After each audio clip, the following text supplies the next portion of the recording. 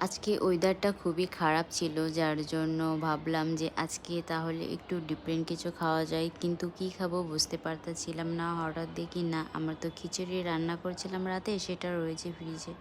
তারপর আর কি একটু খিচুড়ি খেয়ে নিলাম। খাওয়ার পরে তারপর ভাবলাম যে এখন কি আর করব, যেহেতু বাইরে বৃষ্টি, সেহেতু কিছুই করার নেই। ঘুমানো ছাড়া আর কোনো কিছুই করার নেই। কেননা আজকে আমার অনেক কাজ করতে ইচ্ছে করলেও কেন জানি না সেই কাজ করতে একদমই ভালো লাগছে না। এক মনে বলতেছি আমি অনেক কাজ করব, আবার ভাবতেছি আমি কাজ করতেই পারবো না। খুব খারাপ লাগতেছে, জানি না, শরীরটাই খারাপ লাগতেছে। এতটা শরীরটা খারাপ যে মানে কি বলবো, কাজই ভালো লাগতেছে না। খালি মনে হচ্ছে যেন আমি শুয়েই থাকি। কাজ করার প্রয়োজন নেই, এখন কাজ করার প্রয়োজন নেই, পরে কাজ করব। এরকম ভেবে ভেবে কাজই করতেছি না। তারপর আর কি আমার বেবিও তো কান্না করতেছিল, যেহেতু কান্না করতেছিল ঘুমানোর জন্য। পরে ওকে ঘুম পাড়ালাম, ঘুম পাড়ানোর পরেই তারপর দেখি কি একটুখানি ঘুমিয়েছে, তারপর আবার উঠে গিয়েছে। যেহেতু বেবি একটুখানি ঘুমিয়ে উঠে গিয়েছে, সেহেতু কি আর করবো, ও দুষ্টামি করতেছিল। তখন আমি আর কি করে ওর সাথে দুষ্টামি করতে করতে আমি ভাবলাম না ওকে একটু সাজাই আজকে, ওকে তো সাজানো হয় না। যাই হোক, ওকে সাজাতে বসলাম। সাজাতে বসার পরে ওরে বাবা! ওকে সাজাতে গিয়ে একেবারে বিরক্ত করে দেয়। মানে কি বলবো? যেখানেই ধরি মানে চিল্লানি মারে, একটা করে চিল্লানি মারে। এমন করে গায়ে তো লোশন দিতে দেবে না। অনেক কষ্ট করে লোশন দিলাম।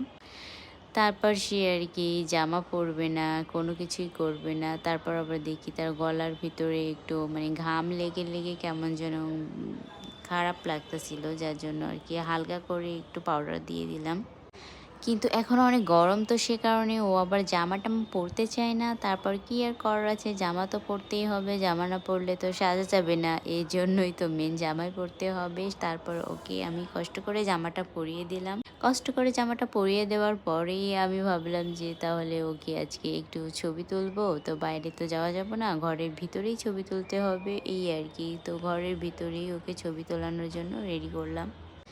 মাশাআল্লাহ, আমার বেবি এখন না বসালে মানে বসতে তো পারে না, সেহেতু ও যদি কোলের ভিতরে থাকে মানে শুয়ে থাকলেও মনে হচ্ছে যেন মাথাটা উঁচু করে রাখে। মাথাটা নিচে সে রাখতেই চায় না। এখন থেকেই মানে কি বলবো, ৩ মাস বয়স, অথচ সে মানে বসবে এরকমভাবে সে ঘাড়টা উঁচু করে রাখে। মানে শোয়াই দিলেও সে বালিশে মাথা রাখবে না, ঘাড়টা উঁচা করে রাখে।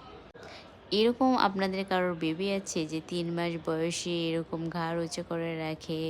থাকলে কমেন্ট করবেন, ঠিক আছে? আমার বেবি তো আমার মনে হয় খুব দ্রুতই বসতে শিখবে। ও এরকমই করে এখন থেকে।